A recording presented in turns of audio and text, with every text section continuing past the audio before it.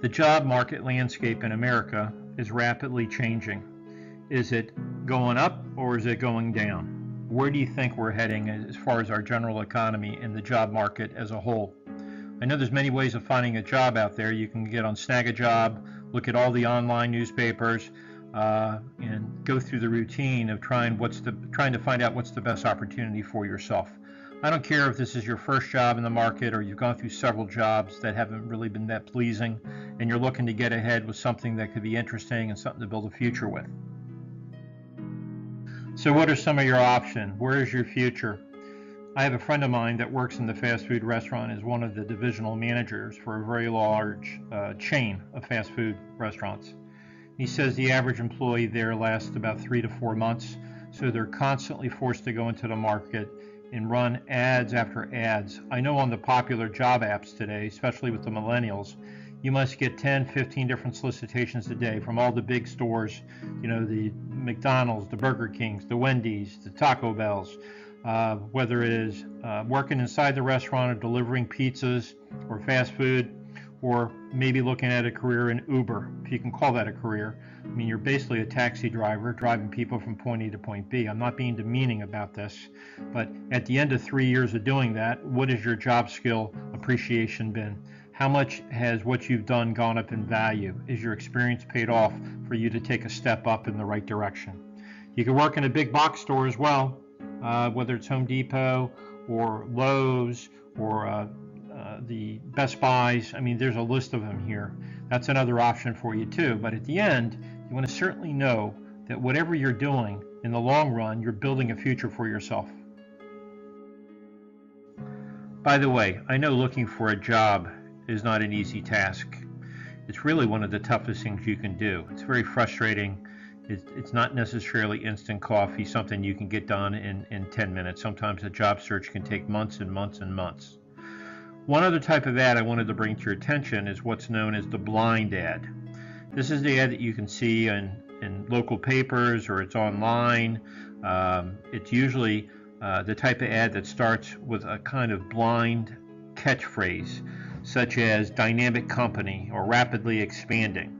You may say, or they may say something about the demand for their product is absolutely exploding, or they need talent to grow their organization, to open new offices, or they have a proprietary training methodology or program that they want to expose you to. They require everyone to have a positive mental attitude, and you must be able to start immediately. Many times they require you to have a vehicle or a car. These are called blind ads, and I just want to say a few things about them. This so-called blind ad then asks you to call in on the phone for more information and to schedule a personal interview immediately. When you call in, instead of them telling you anything about the position, and by the way, the ad doesn't tell you exactly what the position is, it just gives you a general description of maybe what some of the responsibilities would be, but they usually couch it or hide the fact under a generic term like management trainee or general help or a customer service representative. When you're calling in trying to get that additional information, the person on the other end of the phone is very evasive, will only tell you that if you need more information, you need to come in personally for a one-on-one interview with one of the district managers or one of the branch managers at that location. And then they try to get you in for an interview as soon as possible. So at that point, if you want to learn anything more about the position, then what you're going to do is put on your jacket, tie, suit, nice dress, whatever you're wearing, pantsuit, and you're going to show up at this job interview looking to get the information you need right away to see if you could have a future with this company. So here you are, you've just gotten off the phone, you've read an ad in the paper, you don't know anything about the company, you really don't know anything about the position, you've committed to go in for a personal one-on-one interview, and so far everything seems like a lot of mumbo-jumbo, and you really have a lot more questions in your mind than answers. And yes, surprise, you're going in for a one-on-one interview and all of a sudden you find you're in a room with 30 other candidates, all of you looking confused, not knowing exactly what in the world you're all doing there together. But at the front of the room, there's usually a person, let's use it in this example, I'll say a gentleman, but sometimes it's a woman, dressed very, very sharply, looking at the crowd, making an assessment of everybody in a moment or two, and then telling you to be patient because he or she is going to tell you exactly what this opportunity is all about, from soup to nuts, A to Z, because that's why you're all there, is to learn about what this opportunity really is. And the first thing they're going to do is tell you exactly what it takes to get ahead in this organization. Now you're getting into what I call pure showmanship, because you remember, no one wanted to tell you anything about what this job or opportunity was before you showed up and found yourself in a room with 20 or 30 other people. The person in front of the room is now going to tell you that maybe 2 to 3 years ago they were sitting in the same chair that you're sitting in right now, that they remembered that they were skeptical when they first looked at the opportunity, but look at where they are today. Matter of fact, if you have a moment, they maybe want to take you out in the parking lot to show you their new $60,000, $70,000 car, to give you the idea of what kind of success they've had in this organization and how you can have the same success for yourself as well. I'm not being condescending here. I'm not saying there's something wrong with people selling opportunity in America, because there certainly is not anything wrong with that. It's just the way they lure you in, not letting you know anything in advance, to give you an opportunity to come there, make a mental investment and a time investment into this, and they know full well out of the 20 to 30 people in the room, they're going to basically hire maybe 8 or 9 of you, and out of the 8 or 9 that go into training, maybe 4 or 5 are actually going to check out. And to them, it's the proverbial numbers game. I have nothing against opportunity in America, but people should be a little bit more forthright with you and letting you know exactly what everything is before they even invite you in for the interview. That's my only point. It's important that you understand that we're not a blind ad company. Here's a little cartoon that I've always kept, which shows a man saying, "I'm not blind, I've just seen enough." And really, it's a zoo out there with some of these ads and some of these companies that are trying to recruit people into their organizations. As a general rule, why do people run blind ads? Well, they're hoping to get you in to a presentation where they can sell you on their opportunity or on their business. And they know point blank, if they told you exactly what the job was before you actually came in, that most of you wouldn't even show up. So that's why the blind ad market exists. Back in the 80s and 90s, showing you my age today, but way back in the 80s and 90s, blind ads were rampant in all the newspapers, long before the online world came about. So we're not blind ads. I'm going to show a short video that's going to last about 2 minutes right now. And from that, you're going to get a general feel for what business or industry that we're in. Keep in mind, this is just touching the very tip of the iceberg on what we do.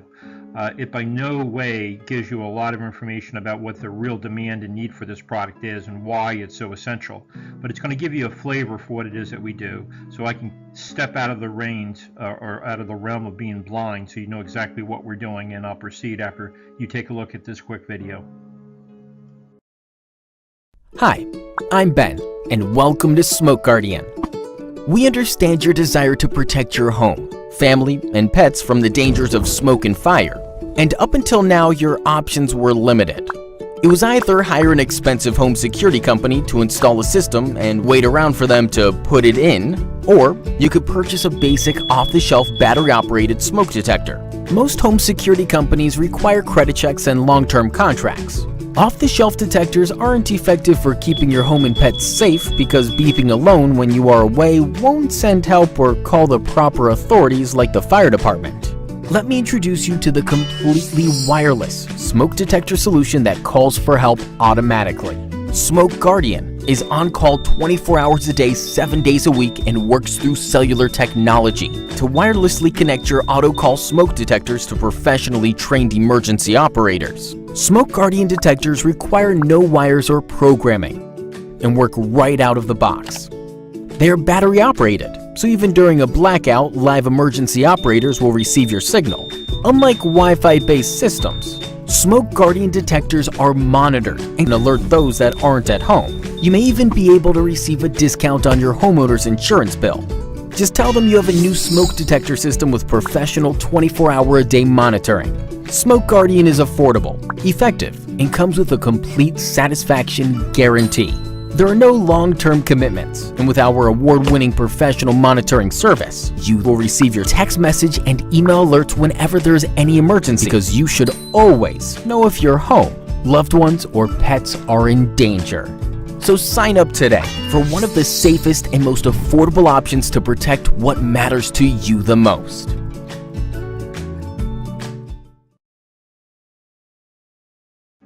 So therefore, up front, I'd like everyone to know, straight up, that this business is about fire rescue for pets and humans too. It's advanced fire protection technologies. It's a rapid, fast-growing industry. And I personally have been in this industry myself for 35 years. And the way it's growing and the way that it's actually expanding has everything to do with new technology. And to me, it's a very, very exciting time to be in this business and industry. I want to share more about that with you. But before I do that, let me just say one last thing about help wanted ads or opportunities and your search for the perfect job for your current situation. One other type of ad that's very common online, and you see thousands of these if you have an online presence, you get solicited every day by people claiming that you can make a fortune on online marketing, and that all you got to do is follow their recipe because they have the trade secrets on exactly how to make money, and for only $29.95 or $19.95 or some kind of payment program, they want you to basically sign up so they can give you the secrets to success. I refer to this as pick and shovel opportunity ads. And there's a reason why I call it pick and shovel. Some of you, if you're familiar with history, may remember in 1849 in California, we had this major phenomenon called the gold rush. It's where all the folks out east packed up their wagons, borrowed their last dollar, and went westward to the state of California to try to find their fortunes in the gold mines. And the whole idea was to try to strike it rich. And for those who worked hard, who used their pick and shovel to dig all day and all night, hours and hours and weeks and months at a time, and if they were fortunate enough to understand a little bit about the lay of the land in the creek beds and where exactly gold was to be most likely found, a few people did strike it rich. And notice I said a few got rich, because the fact is, most who went west to find their fortune went flat broke trying to dig, and many were despondent and couldn't even pay their fare to come back from the west and settle there, absolutely broke with nothing in their pockets. And the majority who did get rich, of the few that went out and set out on their adventure for riches, the majority who did get rich, they got rich selling wagon loads of picks and shovels, the tools that everyone needed to find gold. And therefore, the analogy is the people that are selling you the pick and shovels, the how-to manuals online, the specific courses, the trade secret courses, they're the ones making all the money. People buying the courses, they're just getting further behind and getting poorer and poorer by the day, because there's a lot of people online professing to know the answers, and they really don't. As far as our target market, pet owners are a very large market in the United States of America. Pet ownership right now is a $58 billion industry. I know there's many different industries to look at, the automotive industry, cell phone industry.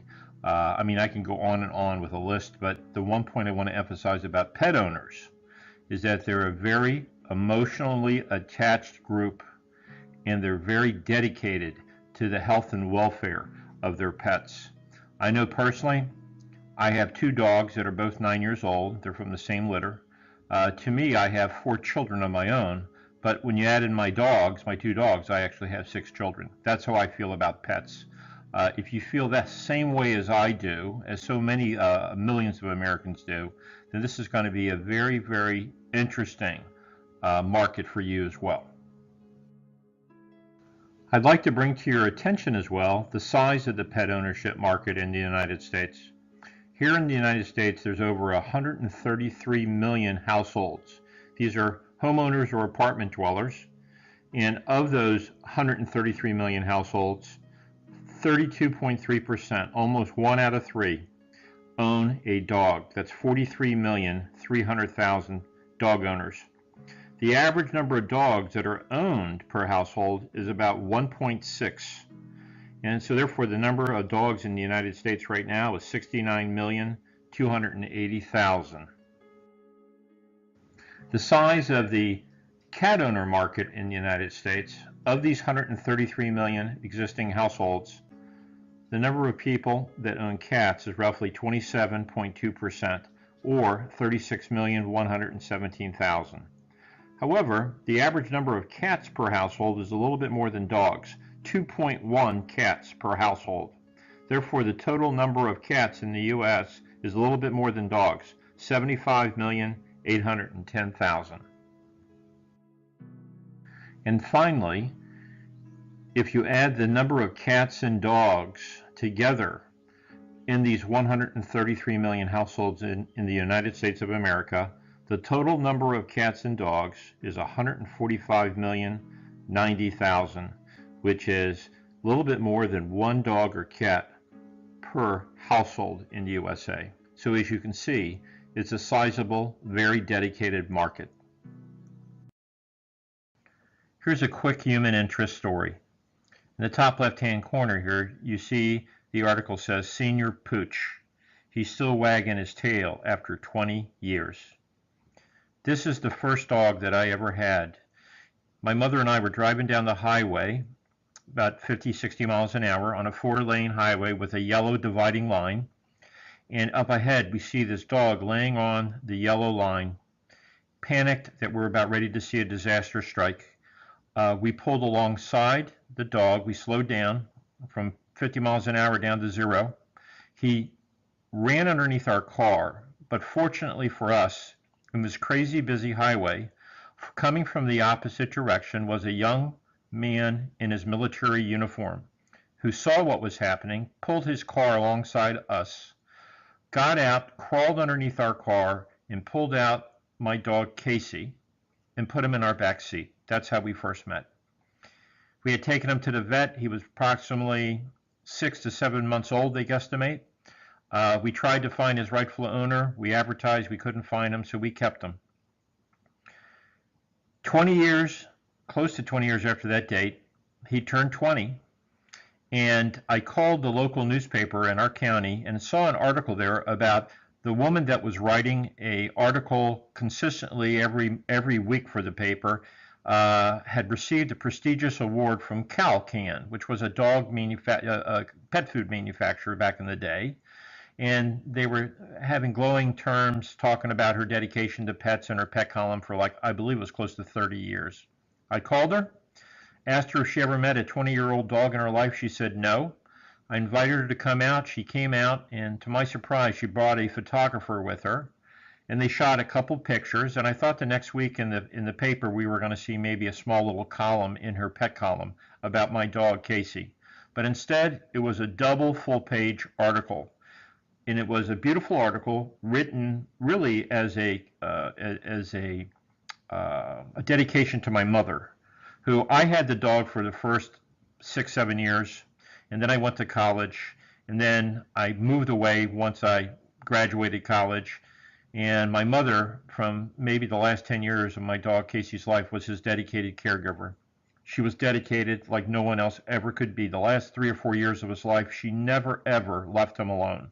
Unless she went to the grocery store. She refused to take a vacation. It actually got to the point we thought it was ridiculous that she wouldn't leave him for any reason. And having him in my life was truly a blessing. I say that because I know there's a lot of you out there that have had pets, have similar stories. And just the thought to me, and I say this to you, just so you can understand where my feelings are, the thought that I could ever lose someone like Casey in a fire would be absolutely beyond my imagination and pure devastation. I like the business I'm in. because it's an emotional business for me, because I really do love animals as much as I say that I do. And if you're of like mind and spirit, this can be a great place for you as well. In the USA, over 2,500 people die annually in residential fires. But 20 times more, that's 50,000 pets, die in home fires each year. That's 2,000% more than people. That's more pets dying in home fires than people that die in car accidents every year. Or that's more pets dying in home fires than people overdosing and dying from heroin every year. Now, my lead-in question is your home smoke detectors pet safe, or the smoke detectors of a friend or any family member that you know, are their smoke detectors pet safe? The answer 95% of the time is going to be that your house pet, the pet that you have at home that stays inside the home, not in the backyard, your house pet is usually going to be a prisoner when left alone and a fire breaks out.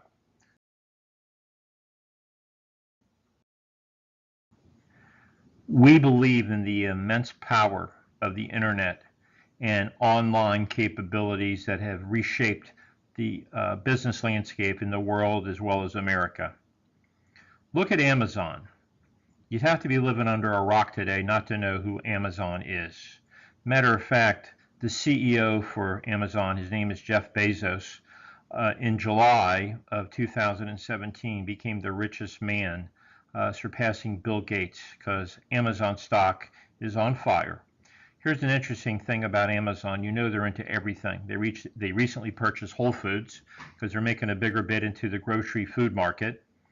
What most people don't realize about Amazon is that any one of us can have a product made. Let's just say we want to make a fictitious product called a widget. We go to China, we have it made there very cheaply, and we have it shipped here back to America to sell or distribute. Amazon will take that product and put it into their warehouse. They'll actually inventory it, and then on their Amazon affiliate platform, they'll allow us to open a store on their Amazon site, and we can sell directly to the American public through the Amazon platform. Most people who go to Amazon don't realize that they're not just buying stuff from Amazon. They're buying from tens of thousands and hundreds of thousands of affiliates that are actually using Amazon's platform. So I don't have to touch the product. I don't have to ship the product. I don't even need to have a merchant account to cash your credit card or take your credit card and turn it into money. Amazon does all that for you.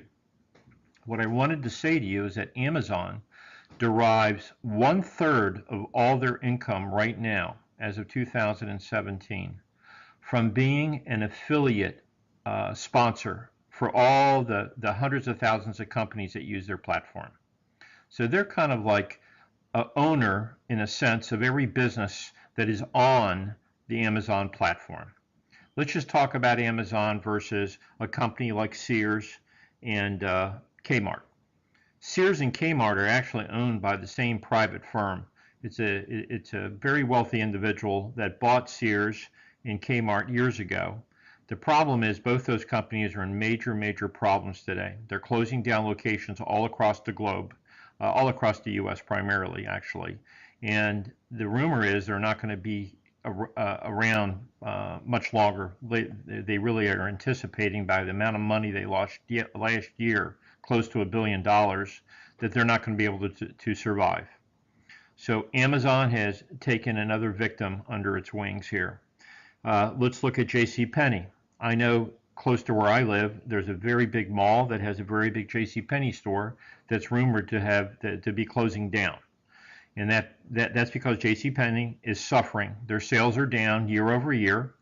They're finding a hard time competing with Amazon. And it's another victim of the internet transition that we're making, the online world.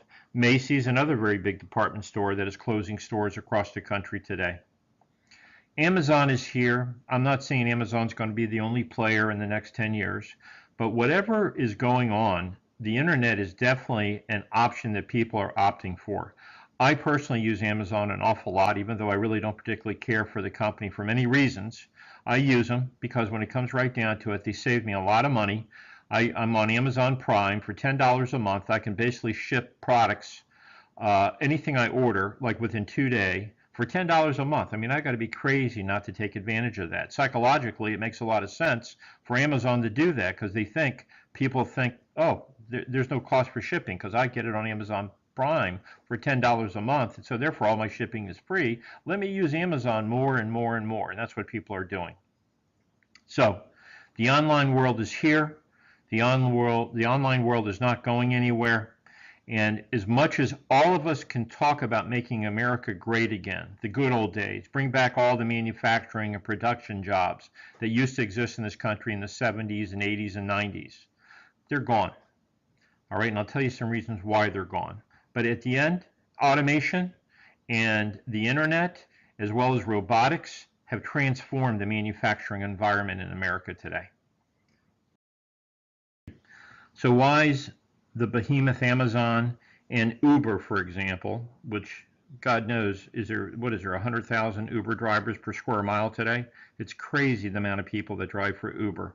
I'm not saying that they're not making money, but I know a lot of people that are barely making money driving for Uber. The corporation, the company, is making tons of money, but not always the workers and the drivers that are actually doing part-time work or full-time work for them.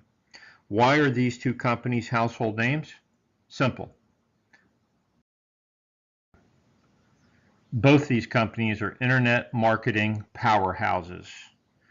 You cannot go online without being barraged by just tons and tons and tons of advertising about Amazon or Uber. Matter of fact, offline, when you walk into stores, there's all kinds of promotional pieces everywhere you look promoting Amazon in the multitude of businesses that they have, as well as Uber. There's all kinds of incentive programs they have for referring people to them. You can make referral credits or receive referral credits by recommending other people. Whatever you want to say about these two companies, they do it in a way that is very, very powerful. In internet marketing, one thing I want you to emphasize, or one thing I want you to realize is that internet marketing is a learnable skill. You're not born to be an internet marketer. It's something that you acquire over time, but you got to have the right information under your belt to be successful. Through the years, the number one request that I get from individuals, many young people especially, they want to know how to make money online.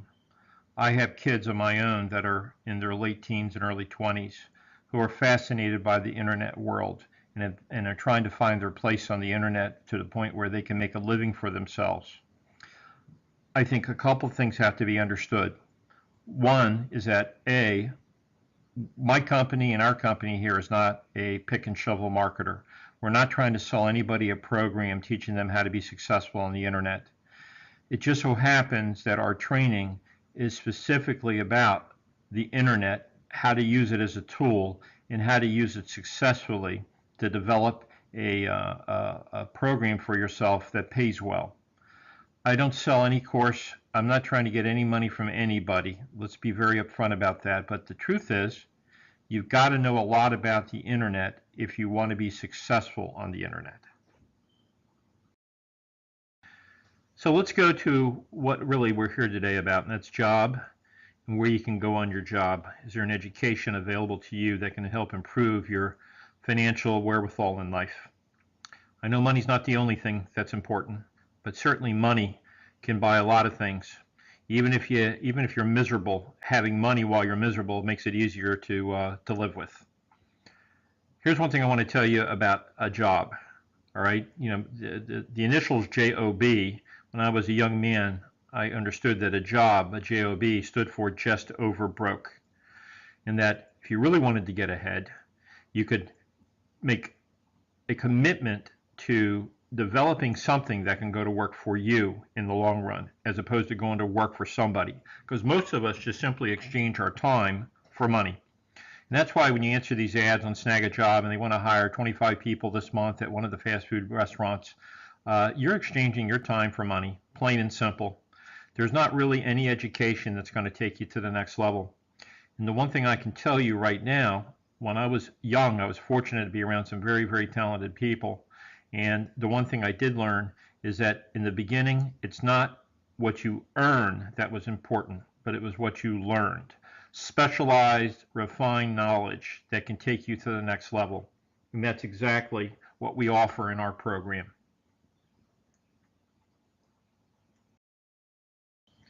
If we're talking about jobs, it wouldn't be wrong for us to talk about trade schools in general. I know growing up in the 70s and 80s, people that were serious about not going to college would decide on one of the trades, which could be anything from carpentry, electrician, plumber, uh, automotive mechanic, or even cooking, culinary. I have a friend of mine that graduated from the Culinary Institute of Art, the CIA, I used to call it. But you know, there are places you go and you pay and you learn and you apprentice. And there's so many places like that. Even if you desire to be in the beauty business and you want to cut hair, there's academies for you to go to if you want to learn how to cut hair properly. If you want to do nails, manicures, pedicures, there's different schools that are available. When you even take it to the furthest, level of thinking here, even med school, when you decide you want to become a physician, a doctor, your specialty, whatever, you go to med school. And really what you're learning a trade. You're learning everything about the body. You're learning everything about diagnostics. You're learning everything about how the body functions. It's a specialized education, in other words. So let's talk about the future. Let's talk about your future. I intentionally stayed away from the subject of college. I'm a college grad. I have a 4-year degree. How much of my 4-year degree do I use today? Well, when it comes to the world of computers, tablets, mobile devices, and everything to do with them, my college degree really has very little to do with it. But college was a great 4-year experience for me. I met a lot of people, gained a lot of confidence in many areas. But for you to send a child to school today and spend 100 to 200,000 a year per child, that's a big piece of change that you're carving out for their future. And I'm not 100% sure, I'm just being very frank with you here. This is the last thing I'm going to say about it. I'm not really sure that spending 100 to 200,000 a year for a college education cuts the grade, unless you're wanting to be an engineer and you really have to have an engineering degree, or you're looking to maybe go to law school or maybe become a physician, a doctor, professional, what have you. Then I might say yes. But in most instances, most situations, I find a lot of kids conflicted at the age of 18 to 23, wondering if they're wasting their life if they're not going to college. My answer to you is no, you're not wasting your life as long as you're committed to education on your own. I mean, college is just like the first or second inning of a 9-inning game in life. You must continue to educate and grow and read and develop yourself many, many years after you get out of high school or college. You have to have a lifelong progress of learning and discovery and learning the tricks of your trade, the inside information. There's volumes and volumes and volumes written, and there's people you can associate with that could teach you an awful lot about whatever area or endeavor that you'd like to develop an expertise in. So right now, let's assume the future is about computers, tablets, and mobile devices. Apple just came out with their earnings again, and they blew away the street, which means that they exceeded their sales and earning estimates again. Why not? This crazy thing called the Apple iPhone is crazy. It really is. I remember in 1981 or 82, I was one of the first people to buy the Apple Macintosh when it came out. With the printer, I paid $3,200. What was revolutionary about Apple in those days is that it was actually a visual builder on the screen. You didn't have to rely on line, L-I-N-E, programming, or which was called DOS, Disk Operating System, the way computers used to work, the IBM versions that were. Apple came out with this visual appeal that was a big hit from the beginning, especially with people that were very creative in the arts, people that did a lot of art design, graphic design. It was a home run. You had these huge monitor screens, and look where they've developed this whole concept today. That's a story for another day. But a lot of you might say, okay, it's the future now. If computers, tablets, and mobile devices, and when you think about mobile devices, in third world countries, there's 1.3 million people that live in China, close to 1.3 million people that live in India. So a third of the planet lives in those two countries alone. The very first computer they ever get in their life is their mobile smartphone. That's the first computer they actually get in their life. So it's a huge industry that's changing the world globally.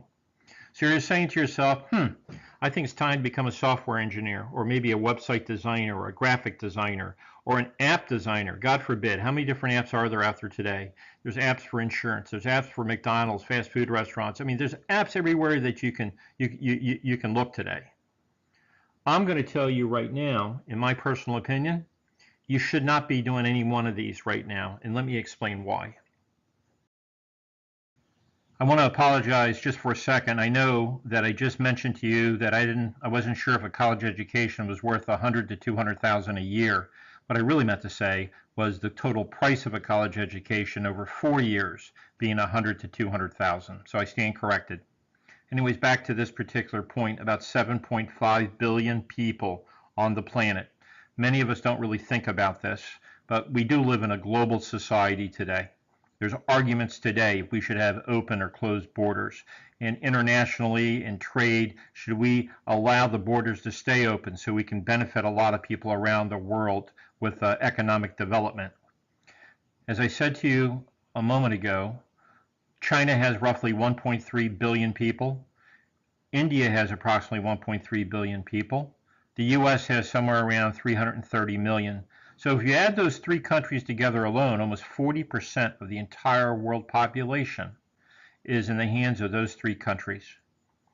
Now, here's a point that I want you to dwell on. There is a service, a global service called Fiverr, Fiverr.com, and their motto is anything for $5. This is an international marketplace which has hundreds of thousands of sellers of services. A few moments ago, I covered things such as software engineering, graphic design, web design, logo design. I mean, there's an endless list of things that Fiverr can do, and yes, for $5. I know the motto out here today is let's make America great again. I'm all for that. But I want you to understand what this site is all about and how it's going to influence the world and the market and the business that you are associated with in the future. Down at the very bottom here it says, why Fiverr is hurting designers. Well, you know what? If you're trying to make a living in the trade and you have people coming in willing to do work for pennies, it's going to be hard for you to make a living. I'll tell you a quick story. About 10 or 11 years ago, I had a friend of mine who, it's actually the son of a friend, who got a job in computer services.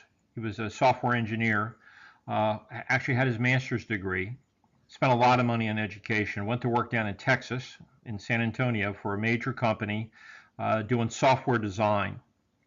He was making about 120, 125,000 a year, single. Very happy with his job there, was there for about 3 years, and was brought into the room and just out of the blue let go. He was fired.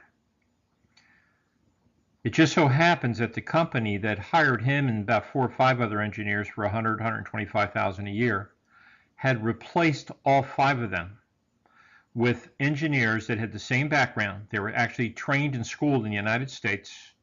Actually had 2 of them or 3 of them had master's degrees or MBAs, but had decided to go back to India and live. And they were more than happy to take on the same job with the same qualifications, I might add, as my friend's son, who was making 125,000 a year, 120, 125,000 a year. They were doing the job for 10,000 a year. $10,000. The internet has changed everything. You now have, instead of one computer talking to another computer as far as networking connections, you have these big, huge servers in the cloud, all right, where companies now have all their data stored in one remote location, and someone in China can talk to someone in New York City in a millisecond because all the information is globally obtained and managed. Can you imagine the shock in making 125,000 a year and finding out that your job that you went to college for 6 years, 4 in undergrad and 2 in an MBA, had just been replaced by someone living outside the country, even though he was trained in the United States on a visa, went back and lived in India, as an example, for one tenth the price. I want you to think about this, because if you don't know about Fiverr, you should look up Fiverr, because it's changing the landscape. You know, of all the small businesses, the couple 100,000 small businesses in America, about 70%, 80% of them are just one-man band, one-woman band. They're just small businesses. They don't have huge budgets where they can have staffs and staffs of people. And in walks Fiverr, where you can have all this work done for pennies. And it's a very, very important lesson to be learned here about where our economy is going. And I want to bring up the next point here about Fiverr.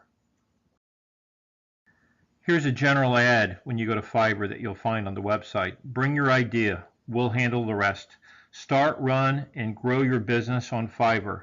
Freelancers at your service. These are people who just work independently, by the job, piecemeal. They also call it gigs.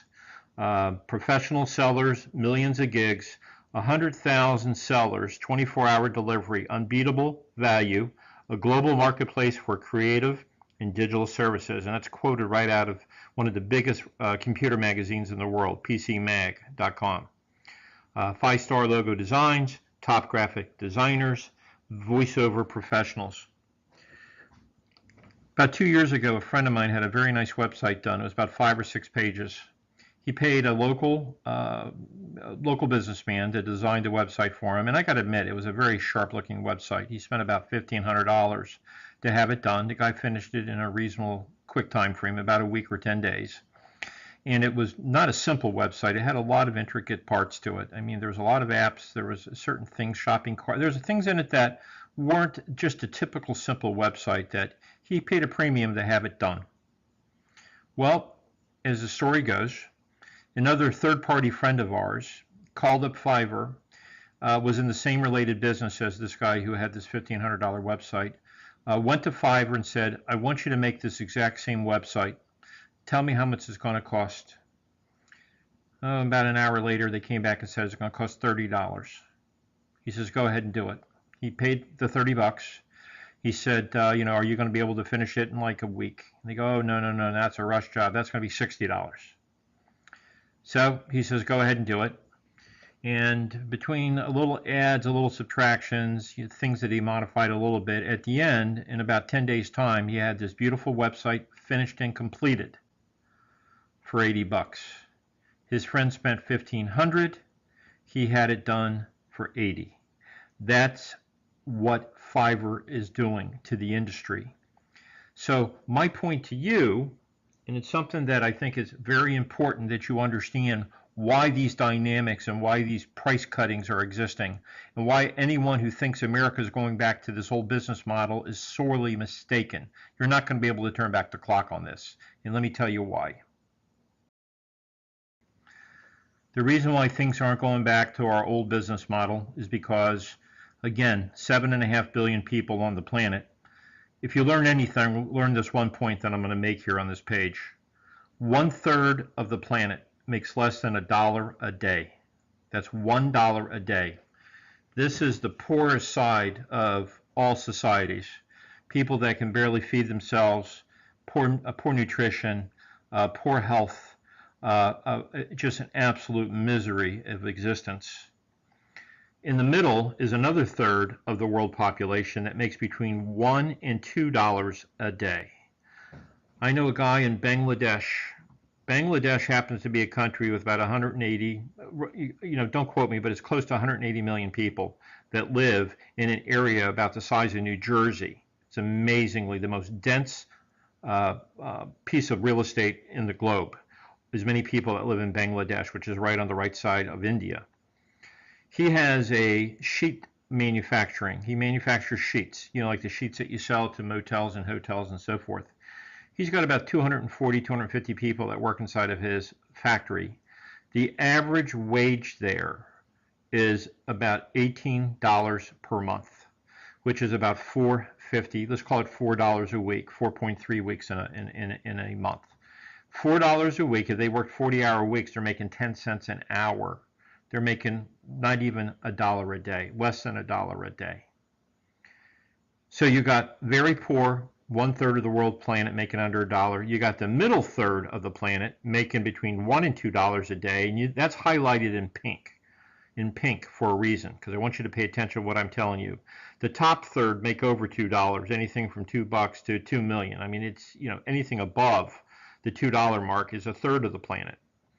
Go to the middle here, the people making between $1 and $2. Let's talk about manufacturing for a moment. Let's go to China, most thickest populated country in the world. They have factories, ultra modern, beautiful factories, designed and put together with a lot of oil from the Middle East, a lot of money from oil in the Middle East. In these factories where so much of the goods we have in this country are made. Go to a dollar store in this country. I dare you to go find a dollar store with 80 to 90% of what's inside of it isn't made inside of China. I mean, it is going to be made inside of China. They have workers there that for 50, 60 cents, 70 cents an hour, they're willing to work 10, 15-hour days for 50, 60, 70 cents an hour, okay? Because that's making them $8, $9 a day. That's a fortune to them. And they have not lines around the block, they got lines around the cities waiting to take those types of jobs. That's manufacturing. That's why China's been so dominant. Second point is that in that middle third making between $1 and $2, it's the niche that Fiverr goes after. In order to do business in one of the largest and most successful economies in the world, which is called the USA, you must be able to speak English. So India, which has 1.3 billion people, English is a second language. I mean, of the 100 years or so of British occupation in India, the one thing they gave them was the English language. And most people from India speak, not all, but most speak very good English. Second, go to the Philippines, where most Filipinos today speak very, very good English. I have many people I know from Pakistan. Some of these people on Fiverr that I've dealt with are from Pakistan. They speak good English. And if they don't necessarily speak good English, they write and they can communicate via text or email very easily. That is the world that is servicing Fiverr. That is the people willing to work for $5 to $10 a day. And you're trying to get into their same compatible businesses or competing businesses, thinking that you're going to make several $100s a day. I'm not saying there's not a web designer out there that can't make some money, but look at all the forces working against you. It is very, very tough to be in that business today because the global economy and the labor force out there willing to work for pennies on the dollar for what U.S. citizens are willing to work for. Well, again, it's not a good equation necessarily if you think America is going to go back to where it was 20 or 30 years ago, because I'm just building my case here for you. You can go and do your own investigative reporting. All right, what I'm telling you is the facts. And if you've never heard them, listen to them, because they are going to be influential in your future. So that's why I bring it to your attention here. So my advice to you is simply this: be smart. Be smart. Why compete against global markets doing the same task for 1/10 the USA price points? It eventually all catches up. If you're in that business of trying to design or do internet work or website design or graphics or anything in that area, although you may think it's the future, you will never get ahead because there is a market out there waiting to do the work for 1/10 the desired price that you'd like to get for that service if you were doing it here for these businesses in USA. Is where should I focus my career? Not building the vehicle. And what I mean by that is when you're developing websites or you're doing the artwork, the graphic work, or you're doing all this creative work that the rest of the world is willing to do for pennies on the dollar, that's not where you want to focus. You don't want to focus on building the vehicle, but instead what you really want to focus on, you instead want to be focusing on learning how to drive the vehicle, not learning how to build a car. You want to learn how to drive the car and also how to properly maintain it. This is an analogy. What I'm saying is you're not interested in working in a factory or putting fenders together, where you're putting the chassis on top of the axles and the drivetrain and the transmission. That's not what you want to learn how to do. You want to learn how to get behind the wheel of that car and drive it, and how to properly maintain it, how to put gas in it, how to change the oil, how to maintain the tire pressure, because that's the important part of getting ahead, is learning how to use the internet as a tool that you can drive to get to the place you want to be. The Wall Street Journal says digital marketing is a $62 billion industry, doubling in size every 4 years. It's massive, and it's just getting bigger. And really what you want to learn how to drive is this term called traffic. People that are interested or at least willing to take a look at whatever product or service that you have. You want to learn how to drive traffic, and then the proper way to get that traffic to convert to potential customers. That is what we call the art of the deal. That's a Donald Trump term. Not that I want to quote Donald Trump, but at the end, you got to learn how to drive traffic and learn how to convert that traffic. And it is an art and a science together. And I don't need any money, don't need any fees, I'm not looking to be a pick and shovel person. But if you're seriously interested in learning how to drive traffic and how to convert it, you are absolutely listening to the right person at this moment. This program is for you if you're constantly thinking you want to make money online. This program is also for you if you see the massive opportunity online, but you really just don't know what to do next or how to start. So let me ask you a question. What is the number one problem that newcomers to this industry, to the online world, face? The answer? Knowing exactly how to start. For the last 10 years, I've watched people be completely overwhelmed with no idea on how to take control of their online experience and how to develop the right tools to be online. And if that even remotely sounds like you, then a lot of things in your world are about to change. Now remember, we're not a pick and shovel opportunity seller. We never charge a fee or any cost to join our company. And I'm not in the business of teaching online skills in order to be successful in life. I'm in the pet rescue and fire rescue for pet, as well as the fire rescue for people business. It just so happens that having those set of tools under your belt, to being the kind of person who can find their way around the internet properly and learn how to drive the internet digital age marketing kit, is going to help you develop the right types of skills to get ahead with not only this company, but any company that you're ever affiliated with. So let's be clear about that. I'm not in the business of teaching people how to be successful online. I'm in the business of teaching people how to be successful in the fire rescue for pet and people business. It just so happens that I have to teach you these skills. If my goal is to help you get further ahead in the fire rescue business, you need to have a deepened and expanded base of knowledge in the online world and the tools that take you there. So that's why it's an integral part of our program. Here's a skill set that I'm going to transfer to you if you join our organization. I'm going to show you how to become a person that's in the top 1% of people in the online world. Very simply, here's just a generic outline. I'm going to show you how easy it is to get a domain name for yourself. You can acquire a your own individual address on the internet for as little as 10 bucks. There are places I can show you to go to for $1 or $2. You can get the same domain name. You might have to put up with some advertising and solicitation, but there are ways to get it for less. But I'm going to show you how to get, a domain name. I'm going to show you how to select a hosting service. And by the way, there's all kinds of ads on television, every place today, wanting to host your website for you. Wix is one example. These are companies that are in the pick and shovel business of selling you web services, web hosting services.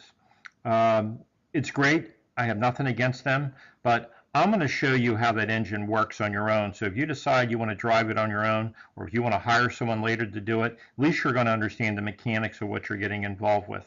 So I'm going to show you how to get a domain name, how to select a hosting service, I'm going to show you how to use cPanel in WordPress admin.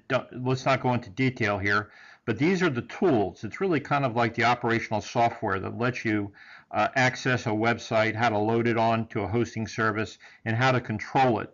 It's just like Windows in a way is for a laptop computer. I'm going to show you how for website design and so forth. cPanel and WordPress admin are two important languages that are very easy to teach if you understand the basics, and that's what I'm going to teach you. How to drive the WordPress dashboard. Like I mentioned, it's like driving a car. This is going to be kind of like your master control of how you control a website. Again, easy to do. I'm going to teach you to do this. How to set up WordPress. WordPress is probably the most, not probably, it is the most popular website software anywhere in the world, and it's free. And learning how to use WordPress makes your life a lot easier, simply because most places out there, that's usually what they host or what they like to see on their hosting services is WordPress. And I'm going to show you how to select the right theme. A theme is basically, it's like an architect who designs a house. And if you're in the market for a five-bedroom, three-bath house on 2 floors, there are architectural plans that are already laid out where you can buy them and do the work instead of trying to do the creative side of coming up with the structural design all on your own. These themes are abundant and they're free, they're cheap, they don't cost anything. WordPress has tens of thousands of these that you can have and use. But there's definitely a different theme if you're going to be a photographer, as an example, a very visual art, or maybe if you just want to have a lawn care service. I mean, the architecture of those two different themes are going to be quite different. But that's just something you don't have to worry about right now. But if you learn these 6 basics that I just outlined here, you're going to be in the top 1% of the skill set of people out there. Is there people who know a lot more about web development than myself? Yes. Is there people who know a lot more about web design than me? Yes. Is there people who know a lot more about apps than me? Yes. But for all of that, I'm just going to say that all of that, if you want to be in that business and compete against the middle third of the world, in my opinion, who are doing that kind of work for pennies on the dollar, then go ahead and be the person that mounts your attack and go after that. I'd rather be the person who doesn't try to build that car. I want to be the person who learns how to drive the car. And knowing these 6 basic skills here that I have here in front of you, you're going to be in a great position to do exactly that. And 2, you'll have much more control over your future and your destiny by doing that as well. So you have just basically gone through a truckload of information. And I think it's important that you have that information at hand, because in this business, I wanted you to understand the overall concept of what we do and why you can be successful if you follow certain principles. Now it's time to be more specific. So the last part of this, if you want to learn how to really, really work online and become a very dedicated part of our Fire Rescue for Pets and Humans Too theme organization, you can do this job. You can work from home. You don't need to come into an office every day. It's ideal for people who are seeking out just some extra part-time income. Let's say you're currently working and you're looking for some flexibility to earn some extra money. A couple $100 here, a couple $100 there, it all adds up. Because I know that the demands of everyday society today on overhead for an individual or a small family or a large family is quite significant. You don't need a vehicle to do this work. You have complete online training that you'll be invested and plugged into. No cold calling. I am looking, and we are looking for regional and district manager people to fill positions, and they're going to proven performers. I will only take the people who know how to do this and do it well and promote them, because I'll never ask anybody to lead anybody unless they were a proven performer in what they're asking anyone underneath them to do. And truthfully, you never really have people working for you. If you're a successful manager, you do all the things that your people need to find success, whether it's knowledge or resources that you give them. You actually work for them. So my next step would be this. To learn more about these meaningful positions and become very knowledgeable in the world of internet online marketing as well, the next step is for you to simply fill out your name and email address below. And I want you to receive back an email that will have our online fire education fire clinic. I want you to watch it yourself. This is the tool that creates customers for us. It's from customers who watch this video, who understand the concepts that we share with them, who understand that fire is brutal, that you need to be properly prepared, and we show them how to be properly prepared for their sake and for their pet's sake. You watch this video and you make up your own mind if you think this is the kind of product, as it says right here at the bottom, the easiest product to promote is a product that sells itself. And that's the truth. And I want you to be a judge of that for yourself and on your own. So the next step is simply fill out your name and your email address below, and we'll get the proper online fire clinic right out to you right away for you to preview. Thanks so much. I don't wish anyone luck because I really don't believe in luck. I believe you get out of life exactly what you put into it. But my definition of luck, L-U-C-K, the acronym stands for labor under correct knowledge.